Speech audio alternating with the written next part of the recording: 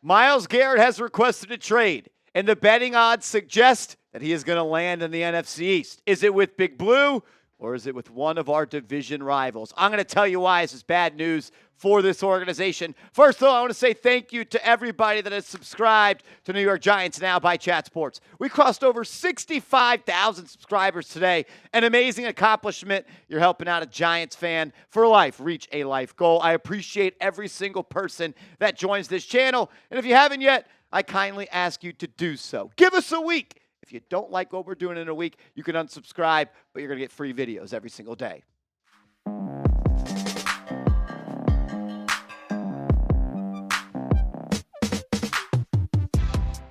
Welcome into Giants Now by Chat Sports. I am your host, Marshall Green. Appreciate everybody for stopping by. We're going to react to the news of the day. Myles Garrett requesting a trade from the Cleveland Browns.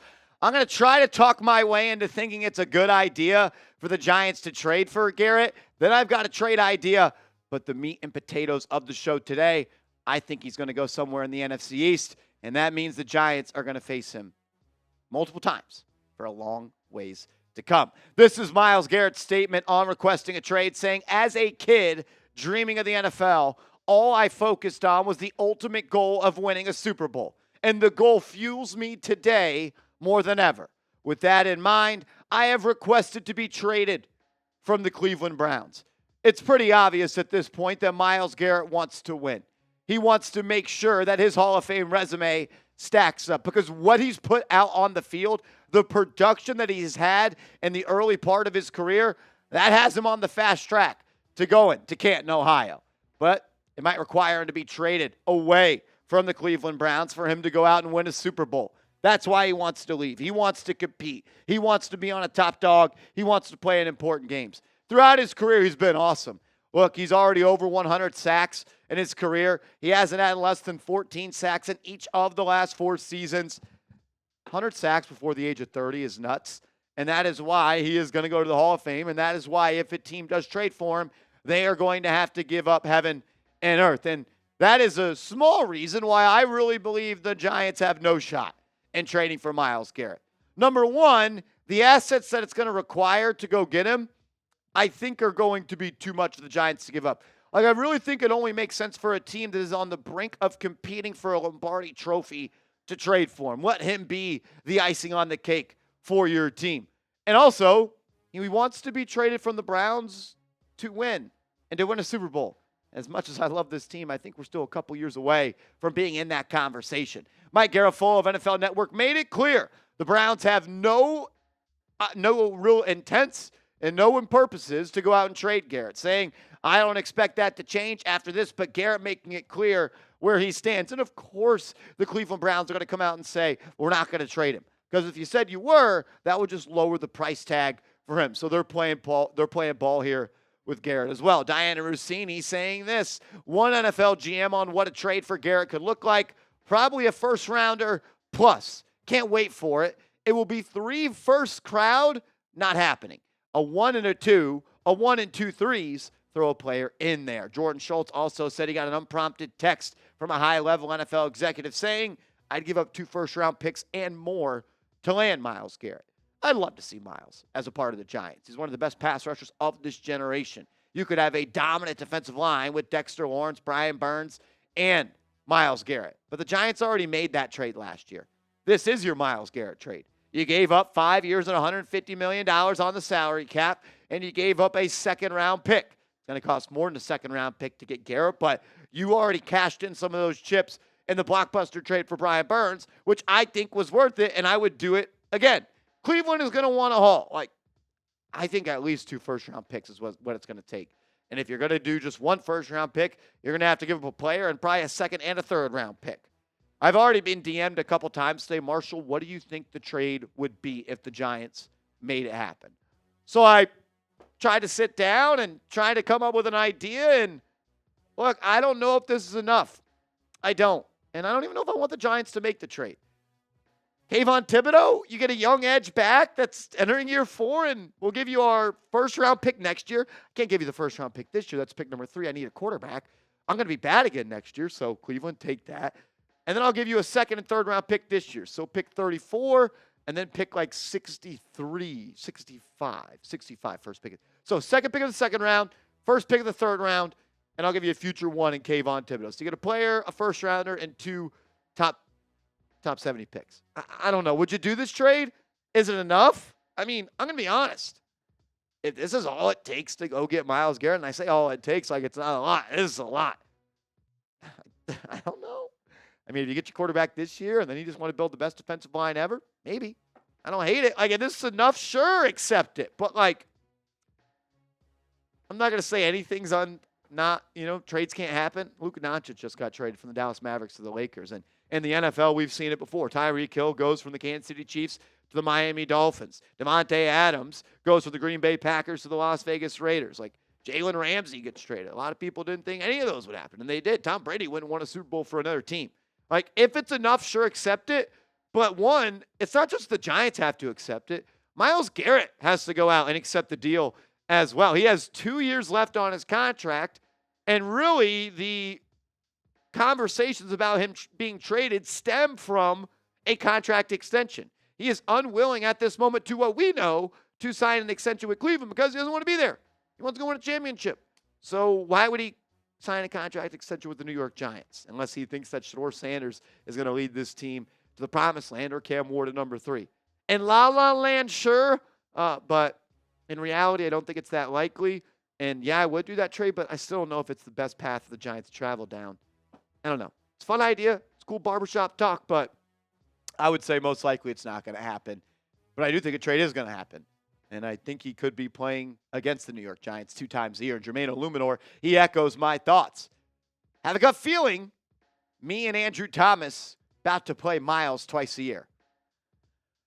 And that would be no good. That would be a crash out for Marsh G. We're going to break this down. First, though, make sure you are hooked up with our proud sponsor, Game Time. If you're looking to get tickets to a Knicks game, maybe coming up, or maybe you want to go to the big game and you want to boost Saquon Barkley, download the Game Time app and use our promo code ChatSports, and you're going to get $20 off your first purchase where terms do apply. Game Time is the best ticketing app on the market.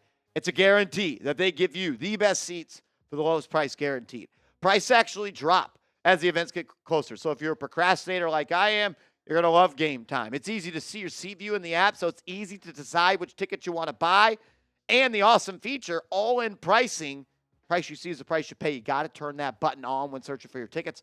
And the Game Time Picks feature makes it that much more easy to go see your favorite team perform. You're going to make sure you get the best seats for that. Also, you gotta get hooked up and use our promo code ChatSports to get $20 off your first purchase where terms do apply. So download the app, create an account, use that promo code ChatSports. And also, it's not just sporting events. You go to concerts, you go to theater events, and so much more. Download the app, create an account, promo code ChatSports, CHATSPORTS, $20 off your first purchase. All righty. I have a gut feeling that Myles Garrett is going to be playing in the NFC East next year. And maybe it's because I'm pessimistic, and maybe I've just seen teams like the Philadelphia Eagles do this before, Dallas Cowboys do this before, and now with the Washington Commanders on the brink of getting to the Super Bowl with a rookie quarterback, they may understand and capitalize on this window that they have right now. Jermaine Illuminor talked about it, and I have a feeling that it's probably going to happen. And it sounds like Las Vegas has a little bit of an inkling that all NFC East teams outside of the Giants will have an inside track and will be in conversations with Cleveland about a potential trade. The betting odds, as we sit right now, have the Dallas Cowboys with the best odds at plus 400. I don't really understand how it's going to happen. They're pretty cheap. Maybe they trade Micah Parsons for Myles Garrett, but please, please, please don't let it be Micah Parsons and Myles Garrett with stars on their helmet. The Washington Commanders have the second best odds at plus 500. They just got to the NFC title game. Their defense got thrashed. And if you want to add a game-changing player on the line of scrimmage on defense, there's not many better options than Washington. Somehow the Chiefs are listed. I mean, come on. The Raiders and the Niners and the Philadelphia Eagles. And Howie Roseman, I'm never going to count him out of making a blockbuster trade. Look, if Garrett lands in the NFC East, it's, I mean, really? Like, come on. Give us a bone one time. It would be unreal. I would be very upset, and it's going to make life hell for the New York Football Giants. If I had to say who the top landing spot is, I'm going to actually go out and say the Washington Commanders. When you have a rookie that you think can get you to a Super Bowl, and you don't even have to think it. They were there. They were a half away from getting to the Super Bowl. You go out and you maximize that rookie contract. He's got 4 years left. He'll never be cheaper in the NFL than what he is right now. So go get talent around him, cash your chips in, give up a first-round pick, give up 2 first-round picks, give up someone you – I mean, that would be my guess of the most likely spot. Also, Myles Garrett is from Arlington, Texas. He said prior to being drafted by the Cleveland Browns, he put out a video urging Jerry Jones to trade up and go get him. So there's that as well. Maybe he would take a discount for the Cowboys to play there. I don't know. But this is why the offensive line needs to be a continued focus and a continued area of improvement for Big Blue. You really don't have that much spot to improve. You got your left tackle in Thomas. You got your left guard in Runyon. You got your center right now, John Michael Schmitz. You got to bring in competition. He's got to improve where he goes to the bench. Right guard, you need a starter. That's where I go swing big. And you got Jermaine Illuminor at right tackle. Add a swing tackle. Add a starting right guard. And then bring back Greg Van Roten to be that backup center and backup guard for John Michael Schmitz in the interior. Continue to build that up because the defensive ends are going to continue to be added to great teams in the NFC East. Speaking of defensive ends and great ones, can Kayvon Thibodeau be a great defensive end? Reports are coming out the Giants may pick up his 5th-year option of $16 million. They will have to make that decision coming up here in a couple of months. Dan Duggan of The Athletic says this: the Giants will need to decide on Thibodeau's $16.1 million for the 2026 this offseason. That's a tricky decision, but expect this regime to pick up the option on its first draft pick, referencing that Thibodeau was the first overall selection that Joe Schoen and Brian Daboll made.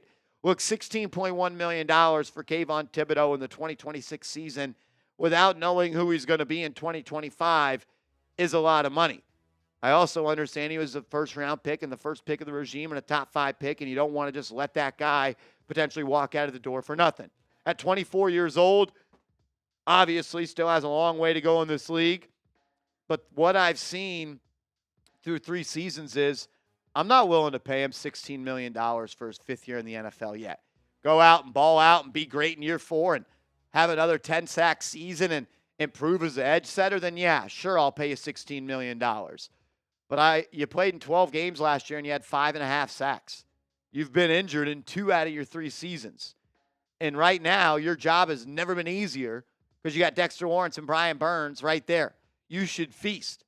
And like when you compare him to his peers and use Pro Football Focus, like he's never really been an elite player. His pass rush grade his rookie year, he was graded 53rd out of 203. 93rd out of 197 edges his sophomore season. And this past year, his best of his career, was still only graded out as the 35th best edge. Run defense never grading above top 40. This year he was 69th. Look, I like Kayvon Thibodeau. But man, $16 million is a lot of money. That's a large cap hit. That's top 20 in the NFL for the 2026 season. That will obviously be pushed down with more contracts and things of that sort.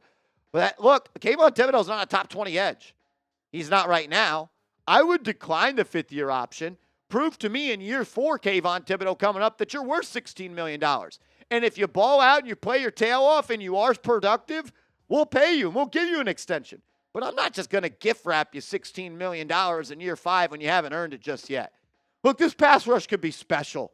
If Kayvon Thibodeau takes a step, he lives up to being a top 5 pick, and he plays his best football, you have Dexter Lawrence, you have Brian Burns, you have Kayvon Thibodeau, you have 3 elite players if he's an elite player. But you got to do it. You don't get to live off being the number 1 player in high school anymore. You don't get to live off of having a great freshman year at Oregon anymore. Like, get off Twitter. Stop crying on Twitter to Des Bryant. Go get in the weight room. You want to make big bucks in this league?